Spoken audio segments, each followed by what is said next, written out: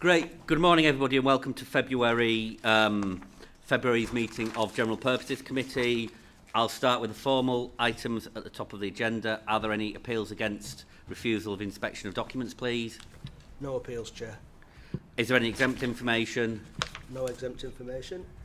Are there any late items, please? No late items. Any declarations of interest from anybody on the committee, please? I don't see any hands up.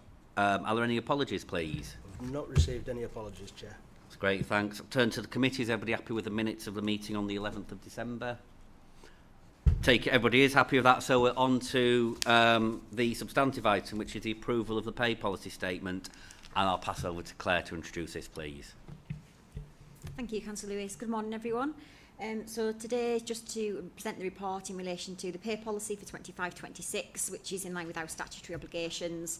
As part of the meeting today, I'd ask the General Purpose Committee if they would make the recommendation to for the pay policy to be approved at full council on the 26th of February. Just some key highlights for the report. In relation to the report, we've included confirmation that we were looking to pay the Living Wage Foundation rate that was announced in October 2024 of £12.60, subject to obviously approval with effect from the 1st of April. We do want to make to the report as a result of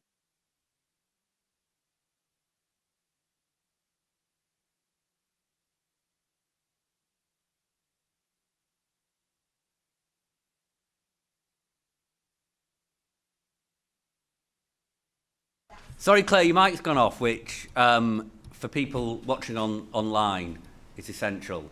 Sorry. Maybe it's Councillor Galton coming into the room that affected the electricity.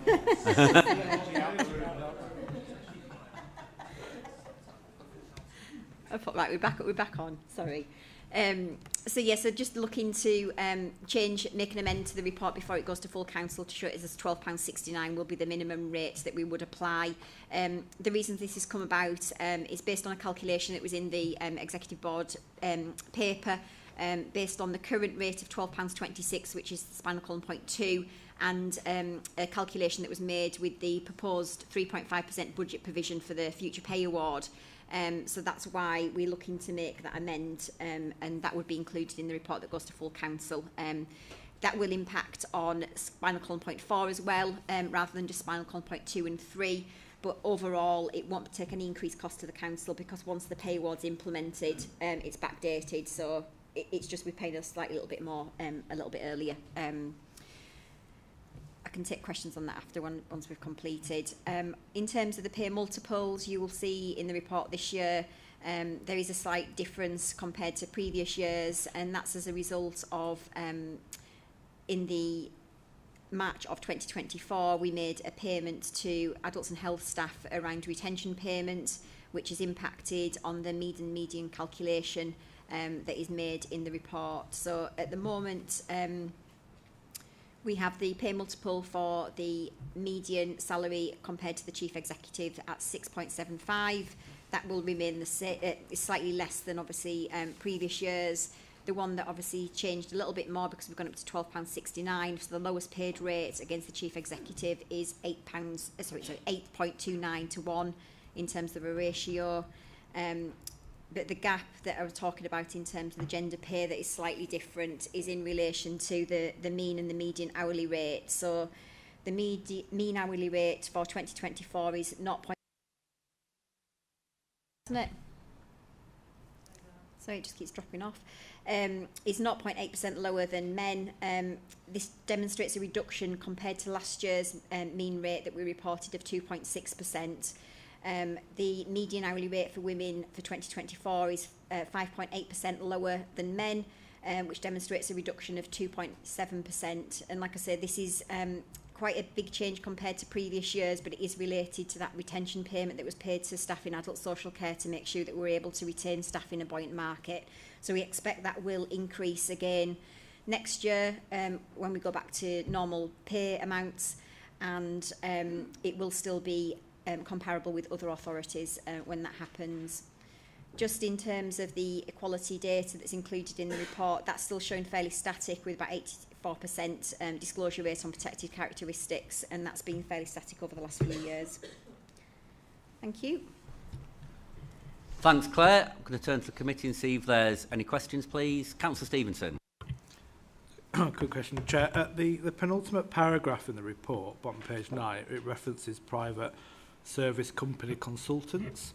So this means we won't be engaging them to cover chief officer posts, but how many do we engage in the wider council's employment?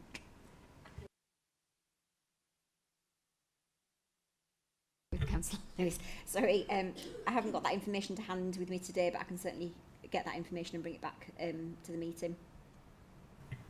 Quite happy just to follow up on an email rather than to the meeting, Chair, if that's fine. Just, it's the total number and then the total cost is what I was looking for.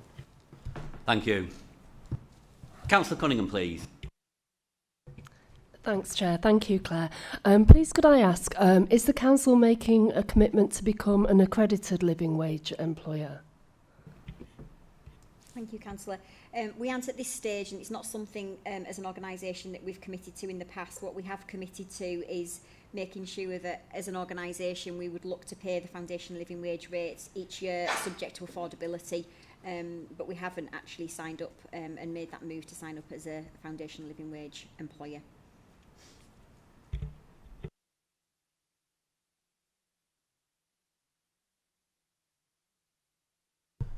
Any more questions from the committee? No, great. So I'm going to move to the recommendations on item 7. And I take it they are on page 9. And is everybody happy with those recommendations? Great. Take everybody's happy. We don't need to move to a vote. And that's it. I shall close the meeting. Thank you.